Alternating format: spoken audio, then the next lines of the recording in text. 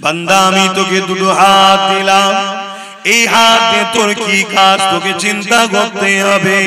বান্দা আমি তোকে দুটো পা দিলাম, এই পায়ে কোন রাস্তায় চলবি কোন রাস্তাতে চলবি না এটা তোকে ভাবতে হবে। ওরে আমার বান্দা বান্দি রে, আমি আল্লাহ তোদেরকে দুটো চোখ দিলাম, এই চোখ দিয়ে কি দেখবি কি দেখবি না।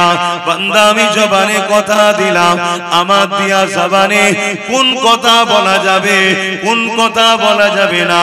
বান্দা রে, আমি আল্লাহ পাক তোকে আশরাফুল মখলুকাত বানালাম, তুই মানুষের তুই সৃষ্টির মধ্যে সর্বশ্রেষ্ঠ সৃষ্টি বানালাম। ওরে আমার বান্দা রে, তুই আমার জমিনের উপরে তোর কি কাজ তোকে একবার ভাবতে হবে। এটা বোঝাবার জন্য এটা জানাবার জন্য কদ জাআকুম মিনাল্লাহি নূরুন ওয়া কিতাবুম মুবিন, আমি দুটো জিনিস আমার পক্ষ থেকে পাঠালাম। একটা হলো 30 পারা প্রকাশ্য কোরআন কিতাব, আর একটা হলো ওই কোরআনকে বুঝাবার জন্য সাহেবে কোরআন মুহাম্মাদুর রাসূলুল্লাহ। এ আমার বান্দা বান্দি রে, এই দুটোকে অনুসরণ কর। কোরআনকে তোদের জন্য গাইড করলাম, মুহাম্মদ রাসূলুল্লাহকে মডেল বানিয়ে দিলাম। মুহাম্মদ রাসূলুল্লাহ হলো কোরআনের বাস্তব তোদেরকে দেখাবে। তোরা জিন্দেগিতে চলার পথে উঠা বসা জিন্দেগির প্রতিটা মুহূর্তে আমার নবীকে ফলো করবি, নামাজ পড়বি আমার রাসূলকে দেখ, রোজা রাখবি আমার রাসূলকে দেখ, হজ করবি আমার রাসূলকে দেখ, দান খয়রাত করবি রাসূলকে দেখ, সংসার করবি রাসূলকে দেখ। তোদের ধর্মনীতি আমার রাসূলুল্লাহর হুকুম অনুযায়ী হবে, তোদের সমাজ নীতি আমার নবী যেভাবে করেছে এইভাবে করবি, তোদের প্রতিবেশী নীতি আমার নবী যেভাবে করেছে করবি, তোদের এডুকেশন নীতি আমি নবী যেভাবে শিখিয়েছে এইভাবে করবি। ওরে আমার বান্দা বান্দি রে, তোদের অর্থনীতি তোদের রাজনীতি তোদের রাষ্ট্রনীতি তোদের মানবতা নীতি সব কিছুটা আমার রাসূলুল্লাহকে অনুসরণ করে করবি। কেননা মাআতাকুমুর রাসূল ফাখুযুহু ওয়া মা নাহাকুম আনহু ফান্তাহু। আমার নবীর হ্যাঁ হ্যাঁ বল, আমার নবী নাই না বল, আমার নবী যা আদেশ করেছে মেনে নে, আমার নবী যা নিষেধ করেছে ছেড়ে দে, তাহলে তোরা কামিয়াবি হয়ে যাবি। এই কঠিন দিনে তাদের কোনো চিন্তা হবে না, কেননা তাদের জন্য রয়েছে আমি আল্লাহ আমার আরশের ছায়া।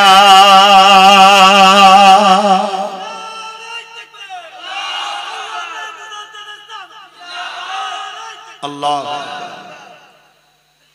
আর যারা দুনিয়ায় রাসূল ছেড়ে দিয়ে অন্য কাউকে মডেল বানায়, অন্য কাউকে নেতা বানায়, অন্য কাউকে নিজেদের পথের পথিক বানায়, তারা কিন্তু কামিয়াবি হতে পারবে না। উলামাদেরকে আমরা ভালোবাসবো, পীরকে ভালোবাসবো, আলেমকে ভালোবাসবো, ইমামকে ভালোবাসবো, উদ্দেশ্য একটাই, পীর আলেম উলামা মুফতি যেই হোক যদি আমাকে রাসূলের সঙ্গে জুড়তে চায় তবে তাকে ভালোবাসবো। উদ্দেশ্য থাকবে রাসূল।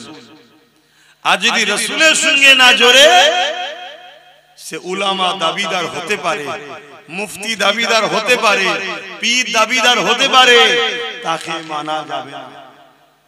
কথা শুনছেন? যে আমাদেরকে রাসূল চিনাবে, রাসূলের সঙ্গে জুড়াবে, রাসূলের রাস্তা দেখাবে, সেই হলো আমাদের সবকিছু। তাকে আমরা সম্মান করব, প্যার করব, আদর করব, উস্তাদের মর্যাদা দেব, মাথায় করে লেখ করব। কেন? আল উলামাউ ওয়ারাসাতুল আম্বিয়া, এরা রাসূলের ওয়ারিস। এদেরকে ভালোবাসলে আল্লাহ ও রাসূল খুশি হবে। জোরে বলুন সুবহানাল্লাহ। কিন্তু কারো কথা আমরা মানবো না, আমরা কথা মানবো কালামুল্লাহ আর হাবিবুল্লাহ। জোরে বলুন সুবহানাল্লাহ। বাপেরা, নওজওয়ানেরা, তরুণেরা, এ নবী পাকে প্রেমিকেরা আখেরি জামানা আল্লাহ নবী জানিয়ে দিলেন মসজিদ ভর্তি নামাজি থাকবে, একজন ঈমানদার থাকবে না। যার ঈমান নেই তার নামাজের তো কোনো কাজে লাগবে না। আল্লাহ নবী জানিয়ে দিলেন আখেরি জামানাতে হাতের তালুতে আগুন রাখা থেকেও ঈমান বাঁচানো বড় কষ্টকর হয়ে যাবে। এটা সেই সময় গেছে চারিদিক থেকে আমাদের ঘরে আল্লাহ ও রাসূল থেকে সরাবার পরিকল্পনা করছে। কেউ আমাদেরকে গান দিয়ে ডাকছে, কেউ আমাদেরকে ফাংশন দিয়ে ডাকছে, কেউ আমাদেরকে মেলা দিয়ে ডাকছে, কেউ আমাদেরকে জুয়া দিয়ে ডাকছে, কেউ আমাদেরকে নাচ দিয়ে ডাকছে, কেউ আমাদেরকে শরাবের দোকান খুলে ডাকছে। এ যুবকেরা তরুণেরা, আবার কেউ আমাদেরকে দাড়ি টুপি কোরআনের মাহফিলের নামে ডেকে নিয়ে গিয়ে আমার রাসূলুল্লাহর আদব মর্যাদাকে খাটো করে দিয়ে আমাদের ঘরে রাসূল থেকে দূরে সরিয়ে দেওয়ার পরিকল্পনা করছে।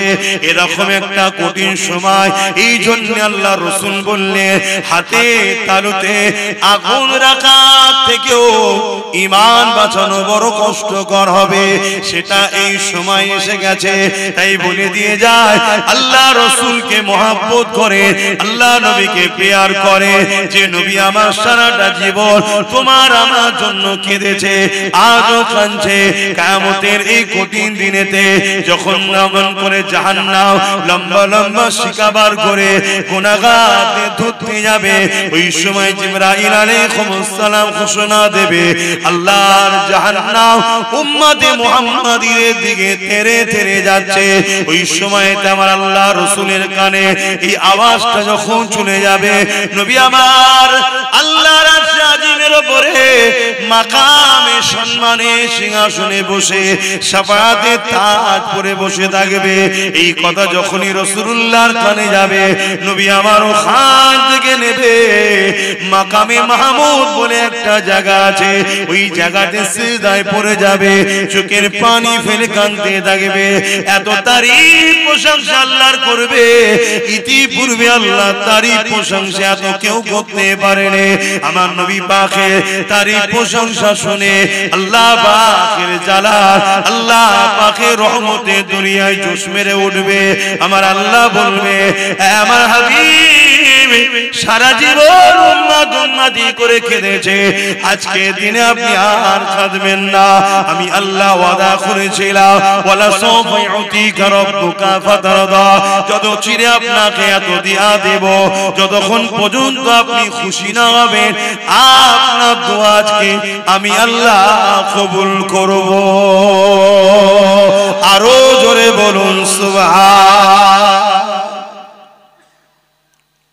আশা করা যায় আমার নবীকে আল্লাহ এত ভালোবাসে, গুনার পাহাড় দিয়েও যদি কোনো উম্মত ওঠে, আশা করা যায় কিয়ামতের দিন নবীর খাতিরে সে জান্নাত চলে যাবে। বলুন ইনশাআল্লাহ, বলুন ইনশাআল্লাহ। কিন্তু ওই উম্মত গুলোকে দেখে বড় আফসোস লাগে যারা নবীর দ্বীনকে মিটাচ্ছে। আজ আমার উম্মত ভাইরা আছে দ্বীন মিটাচ্ছে, গান শোনা দিন মিটানো নাই, নিজেকে মিটাচ্ছে।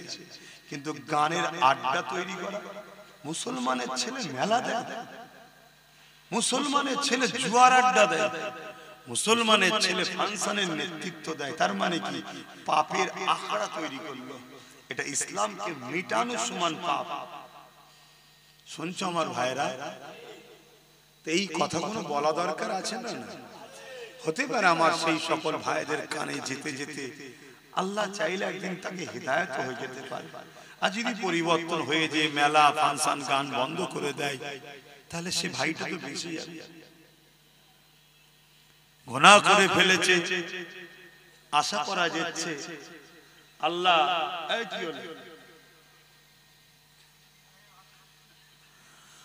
আশা করা যায় গুনাহ যদি হয়ে যায় নবী তো শাফাআত করবেন, হয়তো নাজাত হয়ে যেতে পারে। খবরদার আমার ভাইরা, নবীর কষ্টের ইসলামের ক্ষতি করো না। আল্লাহ নবী জীবনে কত কষ্ট হয়েছে,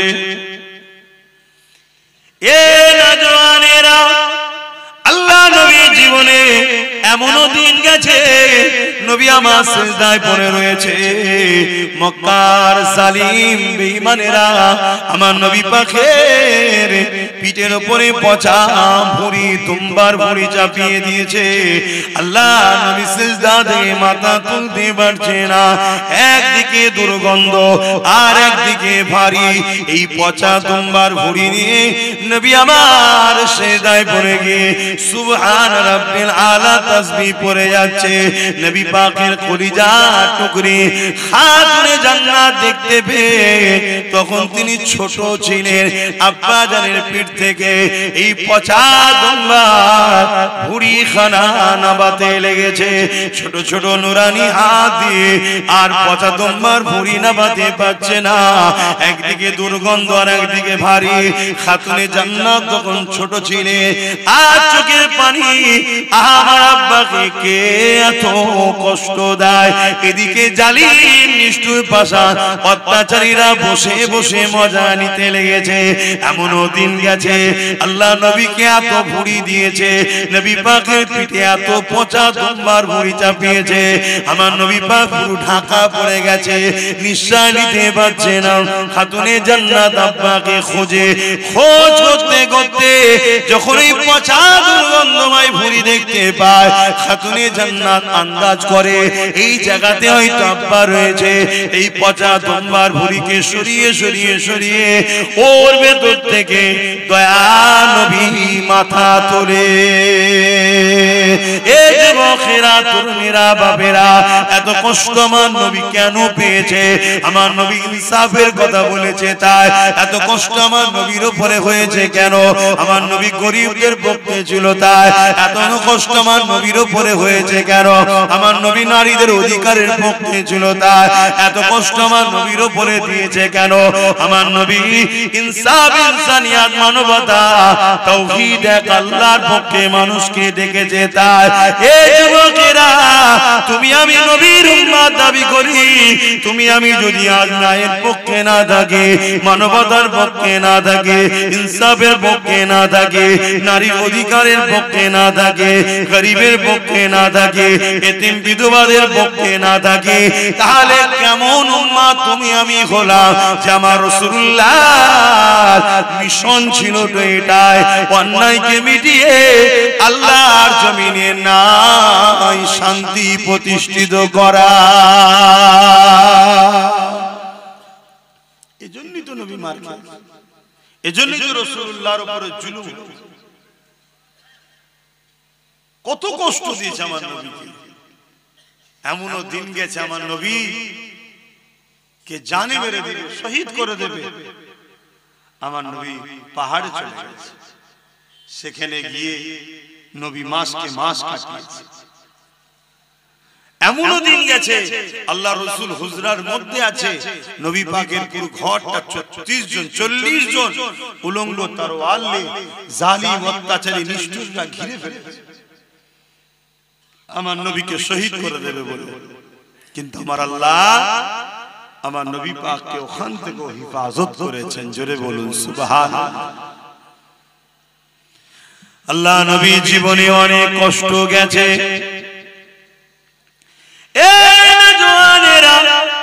আল্লাহ নবী যখন মক্কার মানুষের কাছে দিনের কথা বলে মক্কার মানুষ শুনতে চায় না, নবী আমার তায়েফের জমিনে চলে যায়। এদিকে মক্কার জালিম নিষ্ঠুর নেতারা তায়েফের মানুষদিগকে জানিয়ে দেয় মক্কা থেকে মুহাম্মদ রাসূলুল্লাহ যাচ্ছে, যিনি তাওহীদের কথা বলে, যিনি গরিবের ইনসাফের কথা বলে, যিনি নারীদের অধিকারের কথা বলে, যিনি মানবতার কথা বলে, যিনি ন্যায়ের কথা বলে, যিনি প্রেম ভালোবাসার কথা বলে।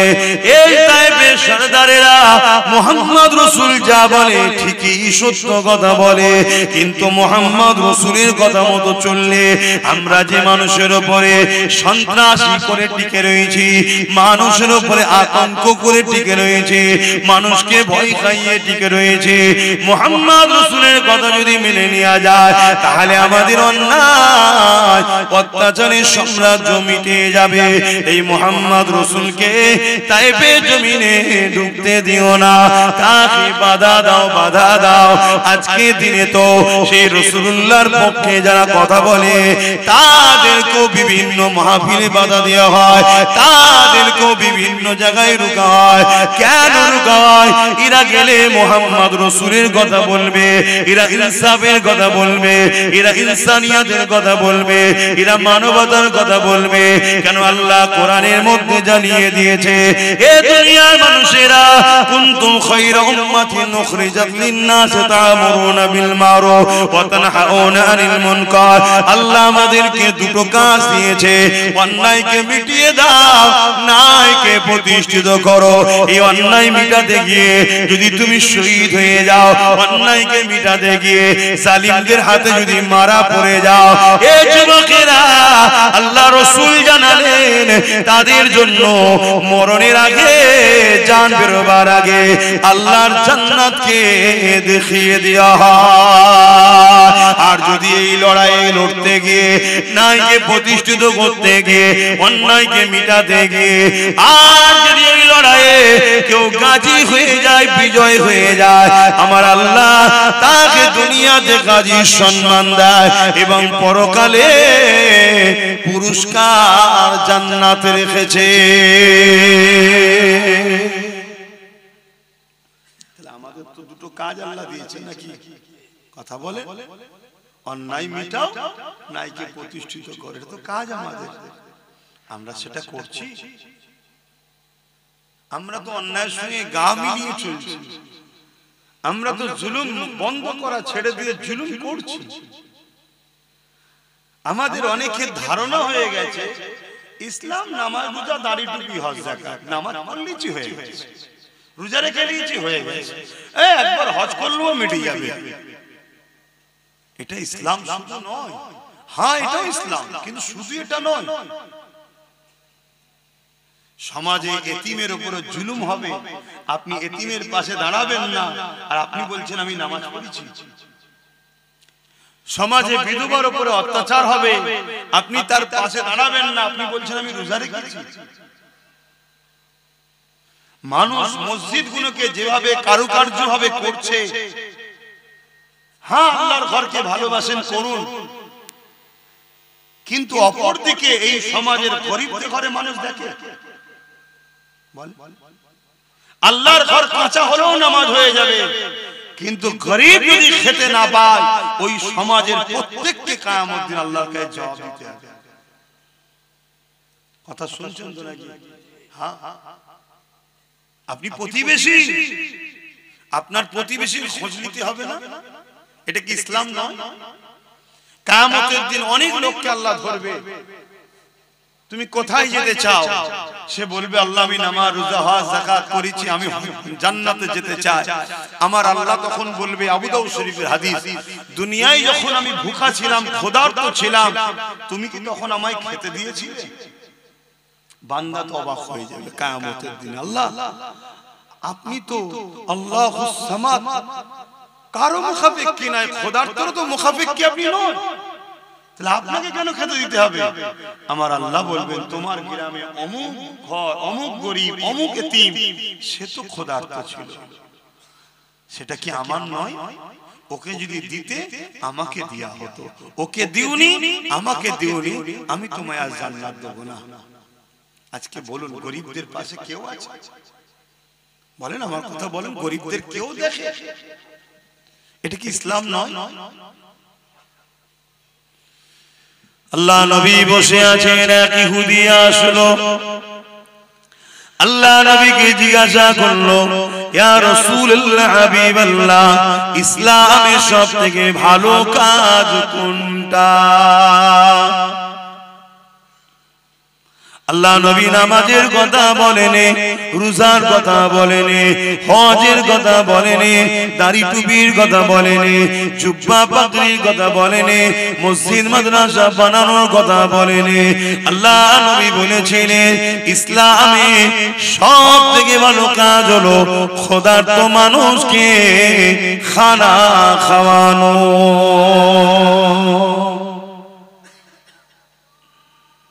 আপনাদের মহল্লা জানাচ্ছে আপনাদের মহল্লা? আচ্ছা, আজানটা হয়ে যায়।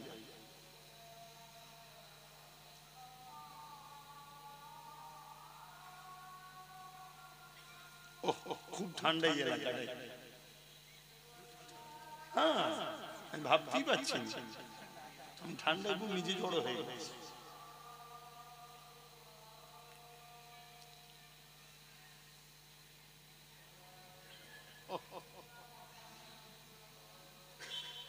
সাল্লাল্লাহু আলাইহি ওয়াসাল্লাম।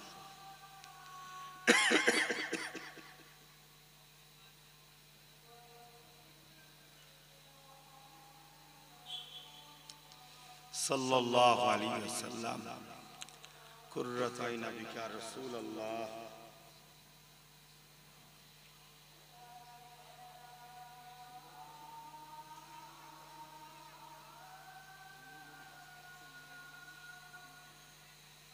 لا حول ولا قوة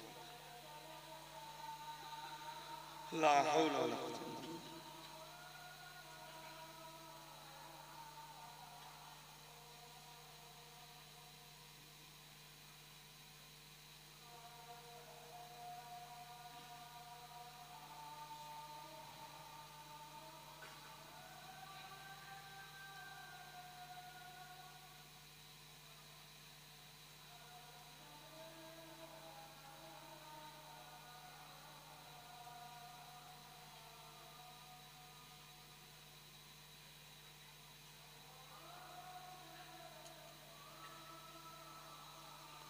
الله الله الله.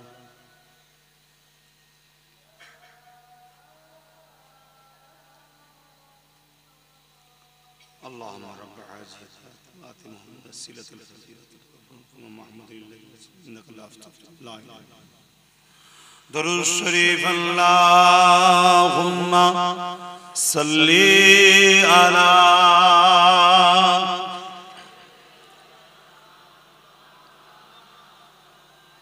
وعلى آله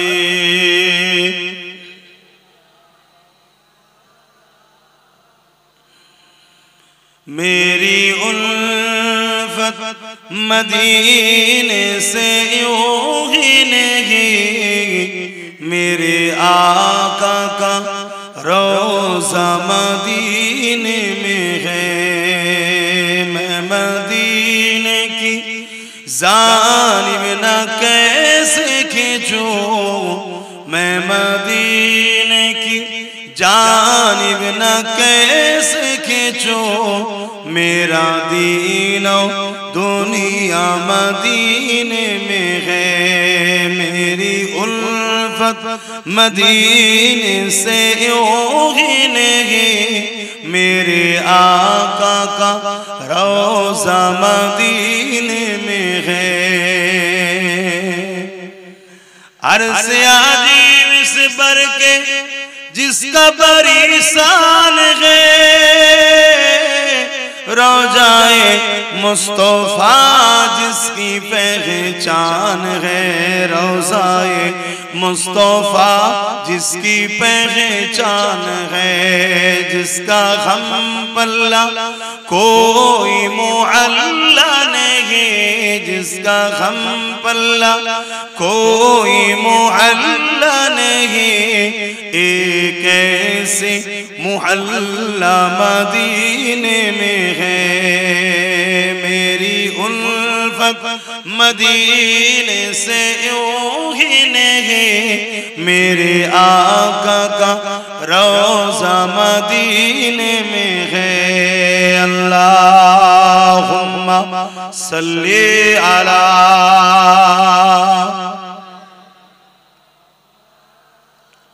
জোরে জোরে পড়েন, আপনাদের দেখে তো আমারও ঘুম পাচ্ছে।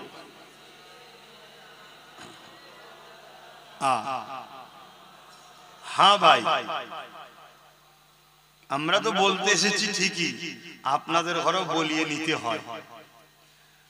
আমরা বলতে এসেছি ঠিকই, কিন্তু আপনাদের ঘরেও বলিয়ে নিবার সহযোগিতা করতে হয়। এত যদি ঝিমিয়ে যান তাহলে আমাদেরও তো অবস্থা খারাপ হয়ে যাবে। তাহলে ইসলাম সব থেকে ভালো কাজ হলো ক্ষুধার্ত মানুষকে খানা খাওয়ানো। জোরে বলুন সুবহানাল্লাহ। আল্লাহ নবী বলছেন কেউ যদি এতিমের মাথায় হাত বোলায় সেজন্য আমি রাসূলুল্লাহ আমার মাথায় হাত বোলালো। জোরে বলুন সুবহানাল্লাহ। কেউ যদি এতিমের পরনের কাপড় দেয় সেজন্য আমি রাসূলুল্লাহ আমাকে কাপড় দিল। কেউ যদি এতিমের পিপাসা মিটায় আমি রাসূল তার ময়দানে মাশরে আবে কাউসারের পানি দিয়ে পিপাসা মিটাবো। জোরে বলুন সুবহানাল্লাহ। আর আজকে এতিমদের অবস্থা কি? এই কঠিন ঠান্ডায় রাস্তাঘাটে ফুটপাতে দেখা যায় না হাজার হাজার বাচ্চা এতিমরা কত কষ্টে কাটাচ্ছে তারা। আজ আমাদের আছে আমরা জড়িয়ে একটু গরম হয়ে যাচ্ছে, কিন্তু গরিব এতিমদের কি হয় এগুলো ভাবতে হবে। এটাই দরদ, মানুষের উপরে দয়া মায়া থাকা দরকার। আল্লাহ পাকের এক বান্দি ছিলেন যে সমাজে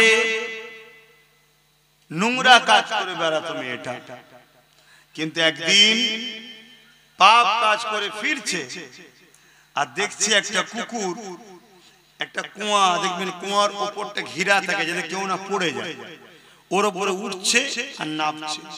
পানি তো পান করতে পারছে না, পিপাসা লেগেছে। আল্লাহর এই বান্দিটা দেখে মনে দয়া হয়েছে যে বান্দি কত পাপ রাস্তায় ছিল, তাকে পানি পান করিয়েছে। কুকুরটাকে দু কদম যেতে না যেতে গায়েবী আওয়াজ এসছে, তুমি এমন একটা ভালো কাজ করলে, তুমি এই মুহূর্তে তওবা করো, আমি তোমার গুনাহ মাফ করে দিতে চাই। জোরে বলুন সুবহানাল্লাহ। সে তওবা করেছে, আল্লাহ তাকে মাফ করে দিয়েছে। তাহলে বলো আমাদের জীবনে ভুল হতে পারে। একটা অবলা পশুকে যদি ভালোবাসলে আল্লাহ তার মাগফিরাত দেয়। আমরা আল্লাহ শ্রেষ্ঠ মখলুক মানুষ, সে অন্য ধর্মেরও হতে পারে, হিন্দু হতে পারে, খ্রিস্টান, মতো আদিবাসী হতে পারে, গরিব যদি হয়। আর আমার কওমের ভাইদের মধ্যেও তো প্রচুর গরিব আছে, তার পাশে যদি দাঁড়ায় আল্লাহ কি আমাদের উপরে দয়া করবে না? দয়া করবে। আল্লাহ নবীর ঘরে শিক্ষা কেমন ছিলেন দেখেন।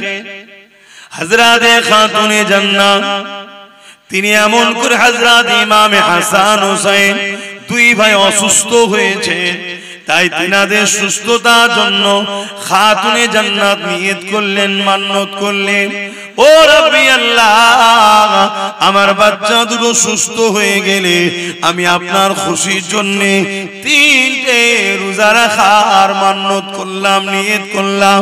আল্লাহ পাকের দয়াতে ইমামে হাসান হুসাইন পাক দুই ভাই সুস্থ হয়ে গেলে, তখন ছোট ছোট তিনারা ছিলেন। এই সুস্থ হয়ে যাওয়ার দরুন হযরতে খাতুনে জান্নাত মাওলা আলী শেরে খোদার সঙ্গে আলোচনা করলে, আমার প্রাণের স্বামী আমি আল্লাহ পাকের কাছে এই বলে মান্নত করেছিলাম, হাসান হোসেন সুস্থ হয়ে গেলে আমি তিনটে রোজা রাখবো। আল্লাহ পাক সুস্থ করে দিয়েছে, তাই আমি রোজা রাখার ইচ্ছা প্রকাশ করছি। হযরতে মাওলা আলী বলেছিলেন, এ খাতুনে জান্নাত আপনি একা কেন রাখবেন, আমিও আপনার সঙ্গে রোজা রাখবো। হযরতে মাওলা আলী রোজা রাখলে, খাতুনে জান্নাত রাখলে, হযরত ইমামে হাসান হোসেন তিনারাও উঠে পড়লেন, তিনারাও বলতে লাগলে, আম্মা জান আমরাও সেহরি খাবো, রোজা রাখবো। এ যুবকেরা, ঘরে একটা কাজের মানুষ ছিল যার নাম হলো ফিজ্জা, তিনিও বললেন, আম্মা আমাকে ইজাজত দেয়া হোক, আমিও নফল রোজা রাখবো। চারজন পাঁচজন হয়ে গেল রোজা রাখা, সেহরি খেতে লেগেছে। কি সেহরি খাচ্ছে? এ যুবকেরা, বাপেরা মন দিয়ে শোনো গো, ঘরে কিছুই নাই, পানি দিয়ে সেহরি করা হচ্ছে, শুধু পানি। দোনো জাহানের সুলতানের বেটির ঘরের কথা বলছে, শুধু পানি। বাপেরা, নওজওয়ানেরা, তরুণেরা, এই সময়তে মাওলা আলী সকাল হয়ে যায়, হুজুর আমার কাজে খোঁজে বেরিয়ে গেলে, কেননা ইফতারে যদি কিছু পাওয়া যায় এর জন্য তিনি কাজে বেরিয়ে গেলে। খাজুরের বাগানে পানি দেওয়ার কাজ করতে লাগলে, এতে সামান্য কিছু আল্লাহ মিলালে, তা থেকে জবের আটা, রুটি এবং কিছু খাজুর কিনে নিয়ে এলে। যখন ইফতার সাজানো হয়ে গেছে, আজানের অপেক্ষা রয়েছে, ইফতার করবে। হঠাৎ করে দরজার গোড়ায় এক অচানা মুসাফির আওয়াজ দিয়ে বলতে লাগলো, এ খাতুনে জান্নাত, এ নবীর কলিজা টুকরি ফাতেমা, এ আহলে রাসূলরা, আমি বড় ক্ষুধার্ত রয়েছে, কয়েকদিন আমার খাওয়া হয়নি, নবীর ঘর থেকে আমরা ফিরে যাব, আহলে রাসূলের ঘর থেকে খালি হাতে ফিরে যাব, এটা হতে পারে না, আমাকে কিছু দেন। হযরতে খাতুনে জান্নাত দেখলো ইফতারটা এত সামান্য রয়েছে, ওই মানুষটাকে সব যদি না দেয়া যায় একটা মানুষের পেটও ভরবে না। তাই খাতুনে জান্নাত ওই ইফতারের পাত্রটাকে নিয়ে হযরতে মাওলা আলীর স্বামীকে দিয়ে দিলে, যার এই মুসাফিরটাকে দিয়ে দেন, ওই গরীব ক্ষুধার্তটাকে দিয়ে দেন। হযরতে খাতুনে জান্নাতের কথা শুনে মাওলা আলী বলল, না, আমার বাচ্চা দুটো রোজা রেখে আছে, তারা ইফতার কি করবে? তুমি আমি না হয় বড় মানুষ নাই করলা, দুটো ছোট্ট ছোট্ট বাচ্চা তারা রোজা রেখে সারা দিন রয়েছে, সেহরিতে পানি খেয়েছে, তারা কি ইফতার করবে? একবার মাওলা আলী বলল, না। মাওলা আলী ইফতারের থালিটা নিয়ে গিয়ে, পাত্রটা নিয়ে গিয়ে ওই মুসাফিরটাকে দিয়ে দিল। মুসাফির চলে গেল, মান্যতে রোজা ছিল, পরের দিন আবার সেহরিতে খাতুনে জান্নাত উঠলো, মাওলা আলীও উঠলো, ইমামে হাসান হোসেন উঠলো, ওই ফিজ্জা নামের কাজের মানুষটা উঠলো, 5 জনায় আবার সেহরিতে পানি খেলে, আবার রোজা নিয়ত করে নিলে, আবার মাওলা আলী দিনের বেলা কাজের জন্য বেরিয়ে গেলে, আবার সামান্য কিছু অর্থ মিলল, তা থেকে আবার কিছু জবের আটা, রুটি আর কিছু খাজুর কিনে নিয়ে এসে ইফতারির জন্য তৈরি হতে লাগলো। আজানের অপেক্ষায় রয়েছে দ্বিতীয় দিনে সে ইফতারেতে।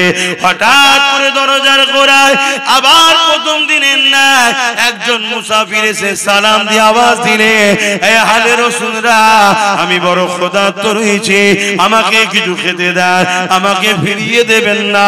হযরতে খাতুনে জান্নাত প্রথম দিন স্বামীর হাতে তুলে দিয়েছিল। মায়ের নকশা কদমে চলে বাচ্চারা, এই জন্য বলা হয় বাচ্চাদের প্রথম শিক্ষিকা হলো মা। তাই হযরতে ইমাম হোসেন পাক উঠে দাঁড়িয়ে গেলেন, ওই ইফতারের পাত্রটা নিলেন, সোজা গিয়ে ওই মুসাফিরের হাতে দিয়ে ঘরে এসে বসে পড়লেন। যে আজান দিল পানি দিয়ে ইফতারটা করে নিল।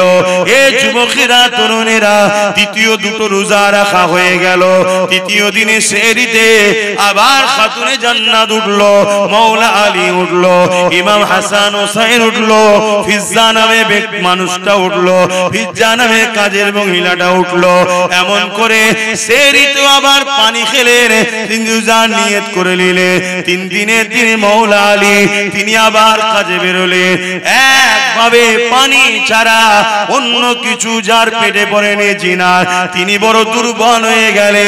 3 দিনের দিনে বড় কষ্ট করে কাজ করে সামান্য কিছু আবার অর্থ পেলে, তা দ্বারা জবের আটা, রুটি আবার খাজুর নিয়ে ঘরে ফিরলেন।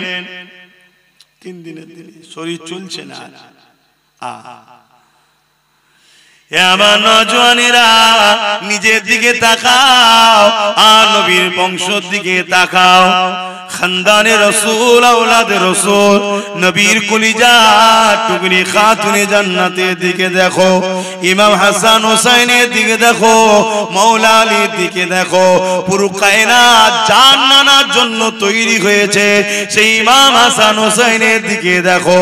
তাদের জিন্দেগিটা কেমন ছিল আর আমার তোমার জিন্দেগি কেমন হচ্ছে। এত আল্লাহ শান্তি দিয়েছে, তাও আমরা ইসলাম থেকে দূরে সরে যাচ্ছি।